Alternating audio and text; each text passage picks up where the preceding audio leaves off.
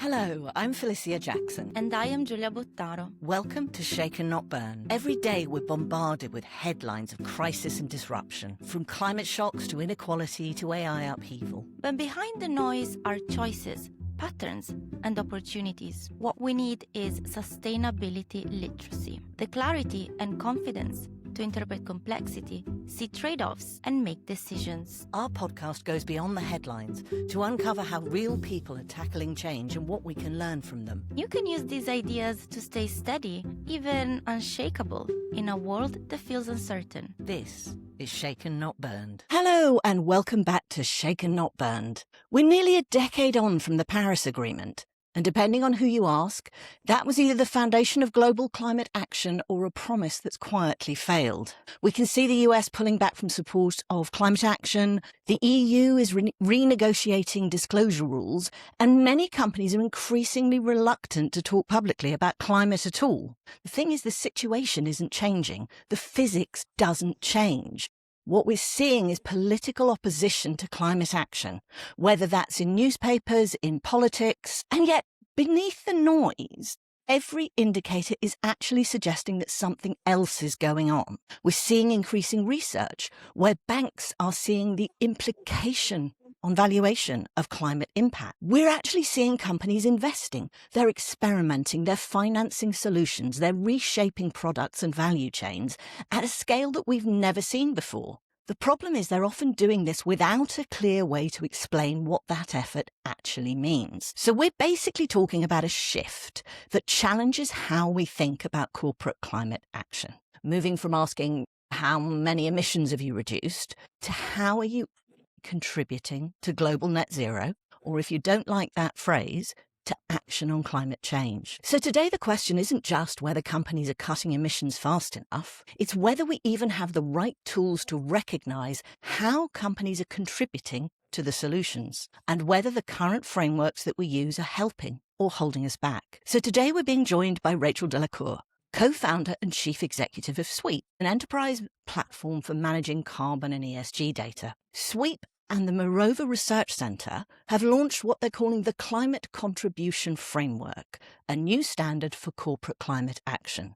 This is a pioneering methodology developed by ICARE by Bearing Point and Winrock International. It provides a unified science-based benchmark to fairly measure and value the full spectrum of corporate contributions to net zero. It's designed to measure the full spectrum of everything companies are actually doing in terms of contributing to action on climate and nature, not just shrinking their own immediate footprint. Instead of asking only how fast are you decarbonising, the framework asks something broader and more systemic. Given your sector, your business model and your capabilities, how should you be contributing? Are you? And are you doing it well? So this isn't about abandoning targets. It's about asking whether targets alone are enough and exploring what becomes possible in terms of investment, incentives, and corporate strategy when we start measuring contribution instead of just compliance. Because if we want the next decade to look different from the last, we may need to rethink not just our goals, but how we recognise progress in the first place. So Rachel, welcome to the show and thank you for joining us. Can you tell me a little bit about how you came to work in this space? And more especially, what experience or frustrations led you to understand that we needed a completely different way of looking at corporate climate action? Yes. So Sweep is following a 20-year career in enterprise data. I co-founded the first company called BIME Analytics. It was all about SaaS business intelligence for financial and business data. And we've scaled that business to a 45 million acquisition by Zendesk, the customer support company. And I have experienced firsthand how powerful data systems can really unlock transformation. When I founded Sweep with my co-founders, because we recognized that carbon and ESG are fundamentally enterprise data problems. It's a challenge in terms of gathering the data. It's a challenge of network, and get access to data. But organizations were struggling to gather, to structure, and act on their information needed to decarbonize. It's actually, if they were saying, okay, we need business intelligence, we need analytics for extra financial. So this is what led us to build SWIP and that framework from now on. So before we get into the framework itself, because I think that's a really useful thing to get into so that people can understand exactly what it has to offer, one of the questions that people will want answered, why do we need such a broad range of data, and why is it that emissions-focused tools are still dominating the conversation? They are still dominating the conversation, but we must acknowledge that today it's broken at some point, and this is not what should currently define only climate leadership. So today's definitions of climate leadership is too narrow. It's focused almost exclusively on reducing emissions, which captures only one part of a company's real climate contribution. And this narrow focus means the broader corporate contribution to global net zero, what they are doing to reduce, what they are doing to scale solutions, what they are doing to fund/finance, elements to contribute to fight against climate change. So all this remains absolutely unrecognized, unmeasured, and therefore underfunded as well. So emission metrics dominate. Why?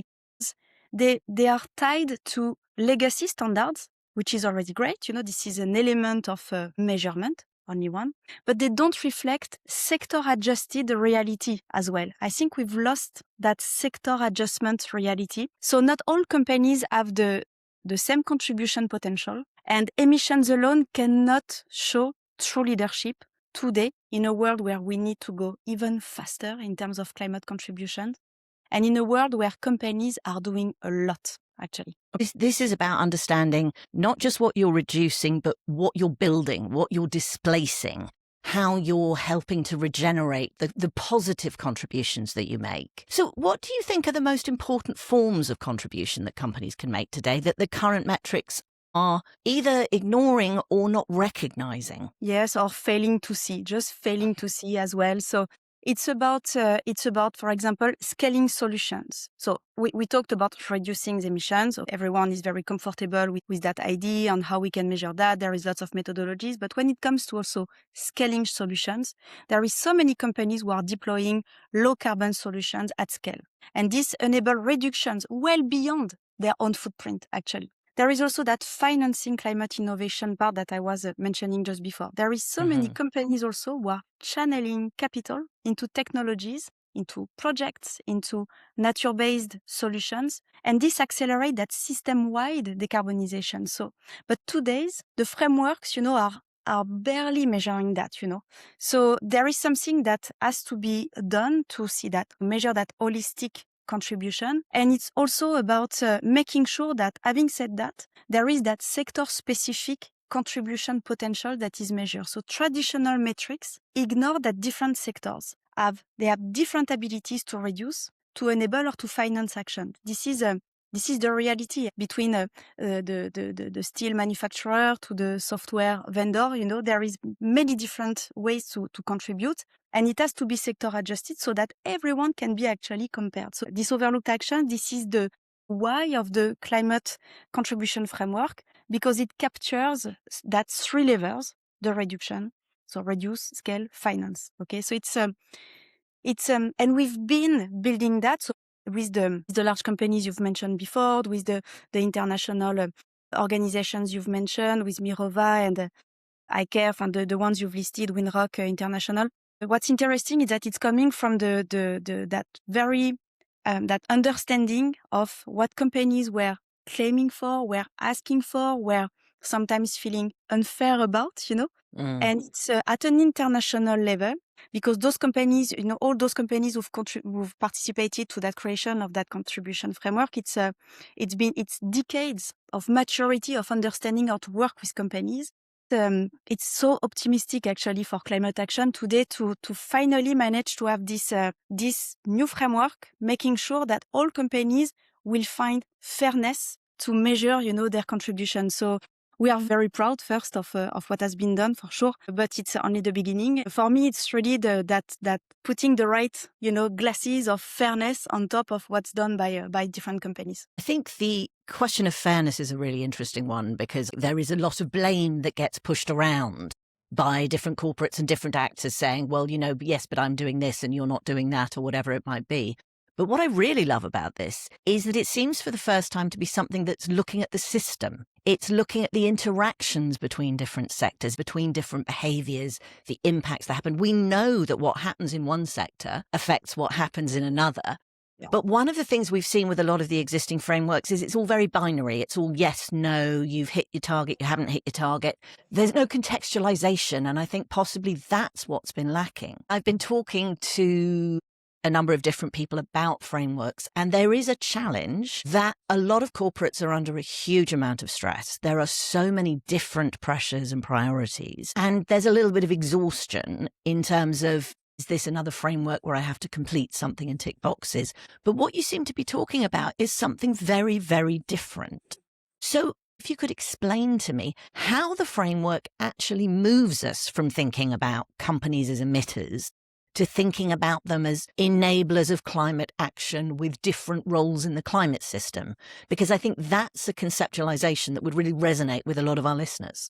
This holistic approach captures really the full spectrum of how companies can drive global net zero, moving beyond the limit view of a carbon footprint. Okay, and this recognizes how companies influence the transition in multiple ways, and how they reframes climate leadership, around contribution and not just footprint reduction. The framework adjusts really for sector differences. It adjusts for value chain positions, financial capacity. This means a tech company can be fairly compared to a steel manufacturer, and investors can finally benchmark climate leaders accurately. And each company receives 3 contextualized scores: so contribution potential, actual contribution, and contribution performance, on those 3 pillars, A, B, C, reduction footprints from scope 1 to scope 3, the scaling part of low carbon solution, and the funding/financing on, and all this with the contribution potential,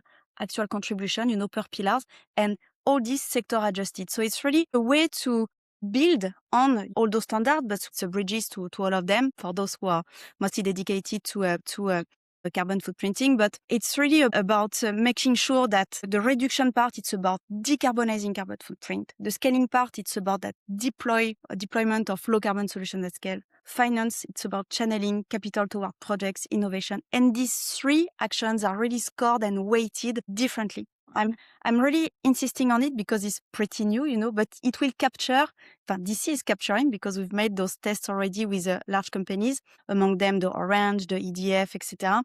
But it really captures companies' true contribution to the climate transition. What you're talking about is really how those 3 things come together and how you're actually able to gauge a fair and reasonable comparison between different companies in different sectors. And I think that's that point of fairness that you were talking about. And companies are really asking for it because they know that they want to improve. They want to benchmark themselves per sector. It's not just about showing how great they are on those other pillars.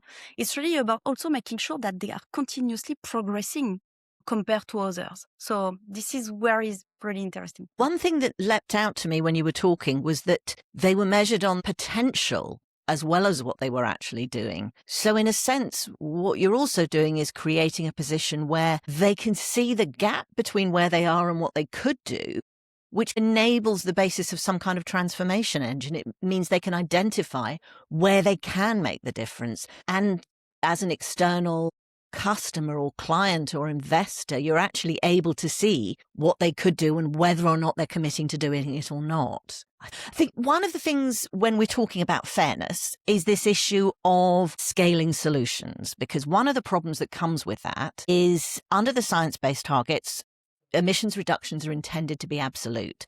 That doesn't work for a company that's created a new technological or other solution, but normally it's a technological solution. Because as they're growing and they're trying to displace heavy fossil fuel intensive technologies, they're growing. That means they're growing their footprint. So how do you deal with that? The short-term, long-term issue? Yes, and this is something also that has been praised by companies we've been working with, that fairness of, okay, how do we do to continue to contribute to solutions without being punished because our emissions are growing. So the framework recognizes that not all emissions increases reflect poor climate performance. Some companies, they expand production, as you was saying, productions of climate positive solutions, and that enable much more larger system-wide reductions. So it distinguishes between the company's footprint and its end print, so HAND, end print, meaning sorry for the pronunciation, but meaning rising operational emissions, can really coexist actually with a growing contribution score.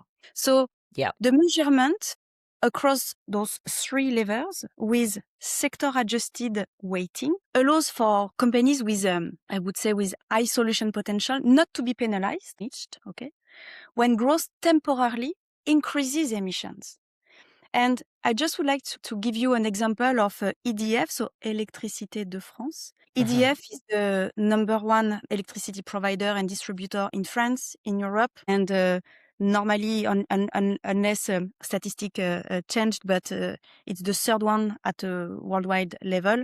But EDF is part of the companies who wanted to help us to understand, to better draft, this framework. EDF would choose to sponsor and test the climate contribution framework methodology. They are a very strong advocate. What they said is that their carbon profile is fairly low, actually, meaning it's a challenge for a number of existing frameworks that were designed to assess the transition of an average player in a given sector, their transition to net zero and starting from a fairly high level of carbon intensity. So very difficult for them to navigate that. And those frameworks often overlook past and current performance. And they treat EDF, for example, as they would with any other player in the industry, which is a challenge actually for EDF because they've made lots of efforts because of nuclear as well, So they are not starting from the same level. And when it asks to do, that strong percentage of carbon reduction emissions, come on, the level from where they are starting is absolutely not the same. So secondly, a significant component of its strategic project revolves around the deployment of climate solutions, okay? And particularly in its sector, what's important for EDF, what's part of their strategy, is really to the electrification of energy usage that will ultimately displace the use of fossil energy.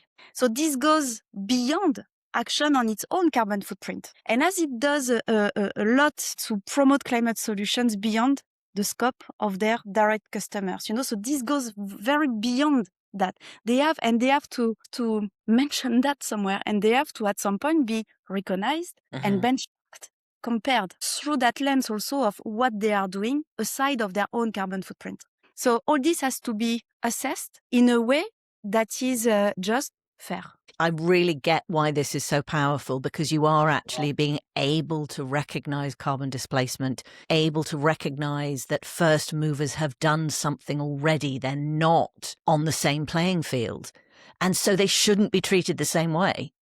Yes, no, you were absolutely right talking about the concept of first mover, because there is that chronology also. And when the starting point is kind of roughly, taken for everyone at the same time, at some point it's pretty unfair because some have already done a lot and they are not rewarded for that. It's a snapshot rather than reflecting reality and the efforts that have already been made. And all the investment made to get there as well. And all the continued investment that, what brought you there will continue to bring you there. But everything has to be taken with much more fairness. Sorry. One way I see this as being really helpful is actually for investors, because if you're able to recognize not only how much work has been done, how much capital has been invested by the company, you're also therefore surely able to understand how successfully that has been done. So you're able to make a judgment on whether it's likely to continue to be done as well. So maybe that's the next question, really, is if investors started using this contribution lens, how do you think investors might change their capital allocation decisions, where they would choose to invest? The fact that we've built also that contribution framework with Mirova, much more on the investment slash finance related to climate action, that finance services and the funding, and it's that the prism of that investors. It's the climate contribution framework is an opportunity indicator, actually, and a new one. Today, we are lacking simple and understandable language between investors and companies to be able to identify leaders and opportunities to improve contribution to global net zero. There is proof point like GHG protocol, SBTI, etc. But I just want to remind that the contribution framework is built and is aligning with those established standards, okay, on that pillar of reduction emission. Well, correct me if I'm wrong, but what you're doing is you're taking what already exists, but you're building on it to build a lens that enables people to understand the available information in a different way. We are really building that kind of bridge with all those standards who are already existing, and it comes very easily to build that first pillar, scoring for companies. What we are adding on top of that is that sector-adjusted elements and the potential and the actual contribution. But what I mean is that investors are currently looking at that only, but they are lacking, that understandable language about what's really done. So for investors managing trillions in assets, the framework offers, I would say, a standardized benchmark to identify climate leaders. And allocate capital toward companies driving measurable impact. So this really shifts financial flows toward businesses actively contributed to global net zero, not just those with lower footprints, not just those with, hey, I have done my GHG, protocol measurements, etc., and this is it. No. It's really much more than that. It's really about all those who really contribute to global net zero. Where should I put my money? And that net zero investments framework that we know out there are looking actually for this type of integrated indicator. So it allows investors to maximize exposure to leaders or engage with laggards also in a systematic way. It's really a way to understand, okay, are you late in the game? What could you tell me regarding that climate contribution framework, where you are at compared to your fellow, in the same sector. So it means capital would go toward companies that scale solutions and mobilize climate finance, not just those reporting year-on-year emission reduction. So, which is already great, but it's not enough today regarding the urgency out there. So this really would support a move from, in the bracket, green promises to measurable climate impact and improving risk assessment and long-term value creation, because this is all about that. It's about investing in companies who are building long-term value creation. And the contribution framework, climate contribution framework, can really do that and give more light. And I think this also adds a layer to the work that you've done, because obviously we're talking about displacement of carbon-intensive industry, and we're talking about recognizing the action that's been done, and we're talking about recognizing those companies which have shown themselves to be leaders and are likely to continue to be. But actually, when you start bringing it back to measurable risk and long-term value creation, what you're talking about is a way that companies, that investors can identify who is actually building their business forward, whether or not the particular appetite in one place at one time might be for a strong ESG regulation or weak ESG regulation. It's actually about matching the concerns of long-term growth with the actions of a business. And I suppose it's a really useful way, not just from the investor point of view, but again, for companies to help them understand where the value could lie in their business. Because we have a lot of discussion of companies recognizing growing risks, maybe in the supply chain from extreme weather or cybersecurity with AI, whatever the risks might be. But it's that connection to where the opportunity is and how that can be turned into value that is really, really exciting. Do you think the framework is going to be able to help companies shift strategy, as well as the way in which they report, as well as the way in which they can be seen? I suppose really I'm asking, do you think it will help companies understand where they can move the needle on action? Yes, definitely. First, this is the sense of history as well. The CEO of Mirova, Philippe Zawati, was saying something like, this is your understanding of your extra financial statements as of today are actually telling what will be your financial statements tomorrow. So it's really linked, for him, it's the most obvious thing is to understand what's happening from an extra financial standpoint as of today to better navigate your financial statements, which are that makes a lot of sense, especially in the current definitely. world. But it's always great to verbalize it. It's super interesting also to to say that, because we are at the sort of catalyst also of all what we are hearing from our customers, but to go back to the why of the contribution framework and how it can help companies to move that needle, in terms of strategy or else, the framework turns really climate action from a reporting obligation into a strategic decision-making tools. And if I go back also to EDF, what they said is that it made they were able to make the most of the existing assessments they've made through other, carbon footprinting, the SBTI, etc., other frameworks and methodology. It was really easy for them to make the most of it into the first pillar of the contribution framework. And the simplified approach, which is embedded in the framework, works quite well to make the most of all that already. So they've been able to consolidate that everything in that first pillar, and for the rest, they had kind of new glasses, to understand what's happening in their companies, and they are gaining visibility also into their sector-specific contribution potential, where the framework is giving them that tooling, that data points, how they are making it, how they are, what is their potential, what are they currently doing, how are they benchmarking regarding their sector specific, and other companies. So it's showing where they can have the most meaningful climate impact. Is it on pillar A, B, C?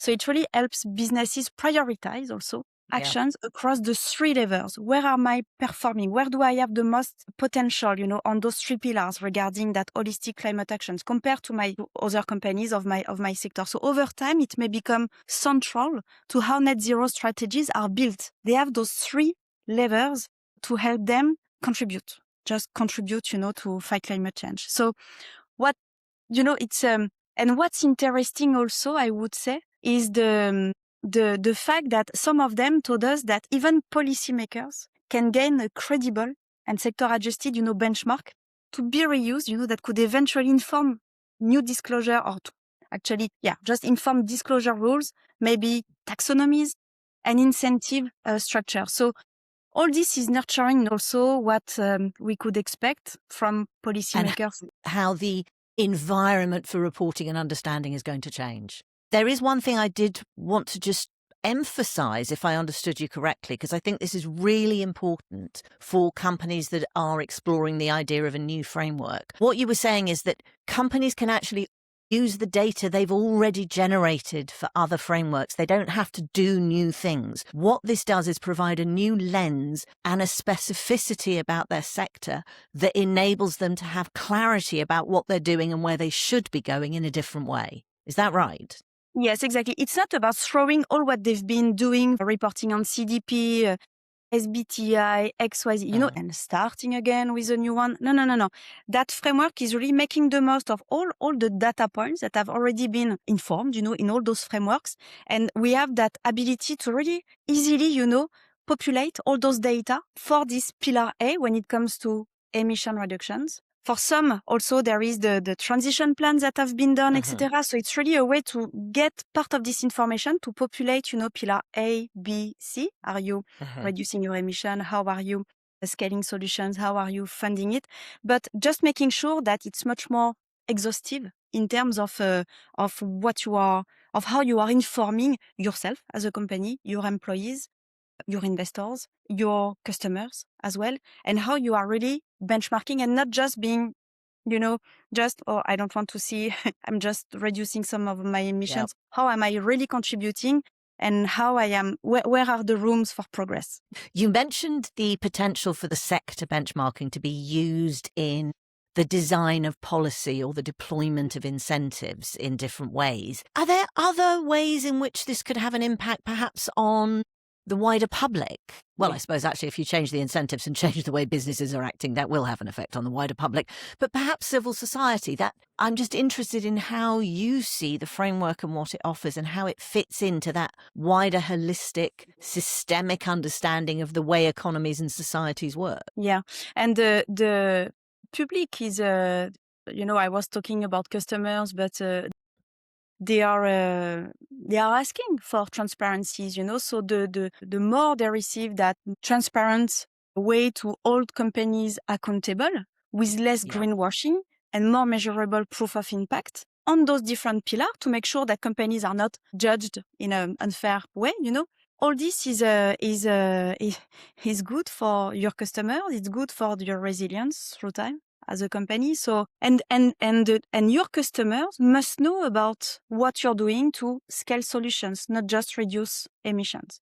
It's and there will be lots to do as well when it comes to product carbon footprint as well, which is more and more indicated, on the specified on at a product level. There will be more also to do through time about, okay, it's not just about this, it's also maybe one company is emitting a little bit more, but maybe what you are not seeing as a customer is that they are doing much more on all those other pillars. So, at a product level, there is so much to inform customers about that exhaustive/holistic way for companies to contribute. But it's, step by step. I mean, it's challenging. We've always had that problem. Yeah. You're not supposed to buy food that's flown into the country, except where was it actually grown and how much water there's trade-offs and problems with anything, but anything that moves us towards having a better understanding of what's going on. It's already great, step by step, and the more customers, the more investors will understand, that holistic view and how all those pillars are important actually to move the needle and for the resilience of the company to understand, to innovate, to invest on innovations when it comes to their own climate resilience, the best it is. But we are just at the beginning, despite the urgency, so we have to move fast. We need framework, we need policy.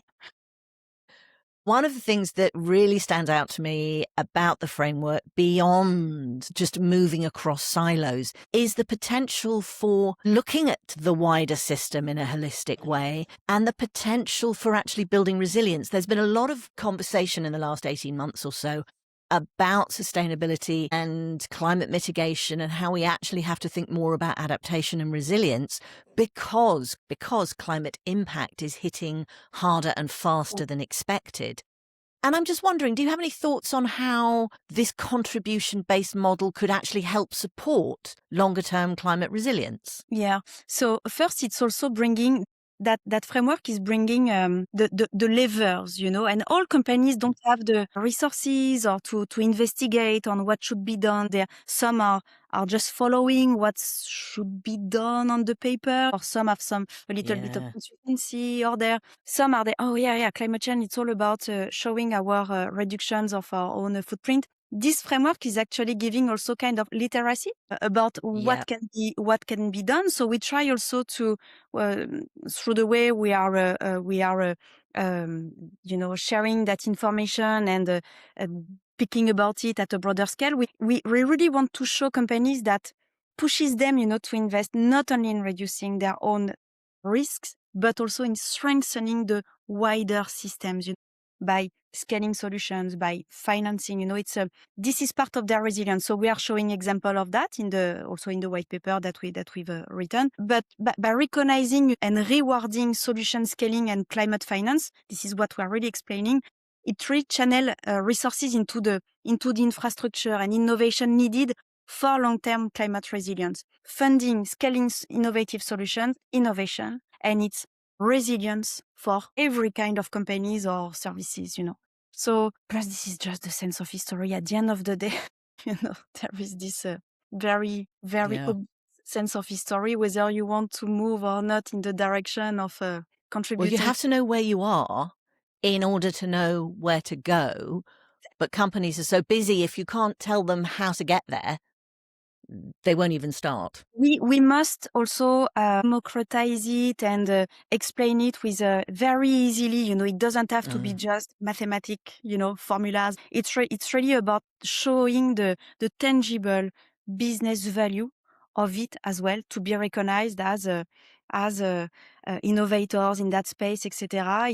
But for this, you need a framework to compare and to not say everything. So the framework is the basis for the conversations that have to happen in plain language that tell us what to do. Exactly. And the decades of climate action from companies this is the kind of synthesis of what companies have been doing so far, what has been very important, what has been very moving the needle.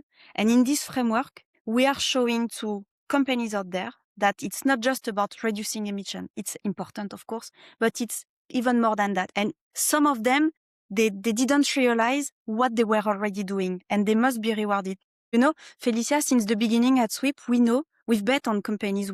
We are convinced that companies are the biggest agent of change to fight climate change, etc. We know that. We are convinced about it. But many companies don't even know what they are already doing. They don't even know that they can be that important agent of change. So we have also to give them that kind of a very clear grid of where they stand, what they are already doing great, how they are performing versus others, why they should be rewarded by communicating it to their customers, their investors, their employees for long-term resilience. That's an absolutely wonderful way of putting it. And I'm definitely going to connect both the white paper and the framework for listeners to download in the show notes and in the newsletter, because this idea that what you're doing is giving agency to agents. You know, we have actors in different places, but everybody is always saying, well, companies can't act without regulation and investors want long-term certainty. And it's like, actually understand where you are and the power that you do have to affect change.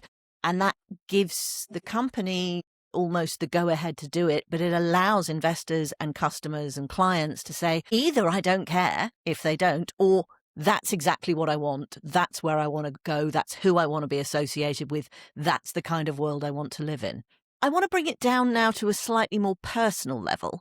So I'm just going to ask, for someone who works inside a company, whatever company it might be, what's the question you should be asking in order to understand whether you're really contributing or just reporting? Very basic one. So you are an employee. So what you can ask, is do your climate efforts within your companies. Okay. So do your climate efforts create real world impact across reduction or solutions or finance, and can your company prove it? Okay. It's really about that. Can you prove all those different ways to act and to have an impact? For investors or customers, what signals should they be looking at? Because they may not have access to the same level of information. Yeah. So the clear evidence of impact across those multiple levels, the footprint reduction, solution scaling, climate finance, how a company you are as an investor, how this company that you are assessing is actually reporting on that. Are they only reporting on their emissions, carbon emissions, or is there some little notes or footer notes about what they are hidden away somewhere? Yeah, but that should be actually, oh wow, you should put that in the main slide, in your deck. So, and it's about also how companies you are as an investor, how the company you are investigating, you are assessing, how is it also kind of proving how they are behaving, in their sector. What's the transparency performance metrics among others? What are they taking to benchmark themselves? How are they demonstrating either how they perform compared to others, or how they demonstrate their progress instead of just promises? If a company is already able to provide all this, even if they are not using the climate contribution framework, come on, it's already showing progress, showing that willingness to chase for benchmark, etc., and that they are acknowledging that there is room for progress. Come on, they've got the concept of resilience through time. So let's invest. What we're talking about is a change in the way we look at what we know. So what do you think is the most important mindset change that you would want people to take away when they've been listening to us talk or they've read through the climate contribution framework? How do you want people to change the way they think? Yeah, I would, and I hope that I got this message clear, but I would like your audience, to shift from measuring climate action by emissions alone to measuring a company's full contribution and potential to accelerate global net zero, So with all the levers I have described, it's not just about carbon emissions. There's so much that is done, or there's so much that we can ask to very large companies who are just focused on their emissions. Careful, there is so many ways to scale climate action.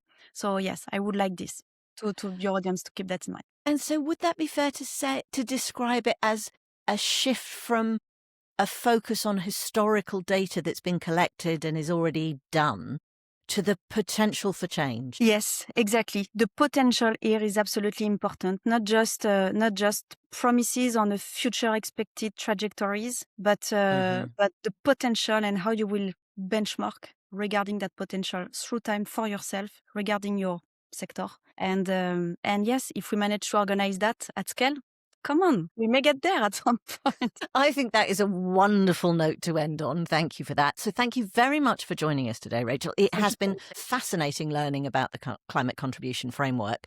I do have one final question that I always ask. Is there anything I haven't asked you about that you think I should have done or wished I had? Maybe about if I'm optimistic enough regarding 2026. Good question. I think I'm a bit scared of asking optimism questions at the moment. How optimistic are you? So yeah, despite all what is said and etc., this is absolutely important to stress that so many companies really want to get it right, and so many companies are moving behind the scene and try to address, just to be resilient, address their climate action the best way they can. They are investing in that because they know that it's a competitive advantage, and bravo for that. And it makes me and my teams and my investors and my current customers very optimistic. And you should be optimistic, Felicia, as well. I like that. Thank you. I shall try harder. I mean, most of the time I am enormously optimistic. It's just been a very challenging few weeks. It's challenging, but it's done behind the scene. And actually, I think that message is a really, really important one because we are being surrounded by negative stories all the time. And we're seeing stuff in the press about how it's, net zero is too expensive or it shouldn't happen. But the reality is the world around us is changing and there is an opportunity to completely reposition yourself if you understand what's happening. So I suppose really what we've been talking about today is that circumstances have changed. The question isn't really any longer of whether or not a company has a target on paper, whether it's getting there, but actually whether or not it's genuinely making a contribution to a global net zero outcome. Yeah. And as Rachel has talked about, the new framework actually provides deeper corporate literacy in terms of their own risks and how they can go about turning that risk into a strength, about identifying an opportunity and understanding where they strengthen the wider system. And as I said, I will be attaching the white paper because I think that's a really worthwhile read. What frameworks like the Climate Contribution Framework make clear is that progress depends on visibility, comparability, and a more honest discussion about how change actually happens. And that's through transition, it's through solutions and finance working together. And actually, as Rachel says, many companies, many investors, they want that to happen. For our listeners, I hope you've enjoyed this episode. If this conversation has helped you see climate action differently, don't forget to follow Shaken Not Burned wherever you listen to podcasts and subscribe to our newsletter for deeper dives into the ideas shaping sustainability, resilience, and decision-making. So share this episode with someone who's wrestling how to turn ambition into action and join us next time as we continue to unpack what real contribution looks like in a changing world.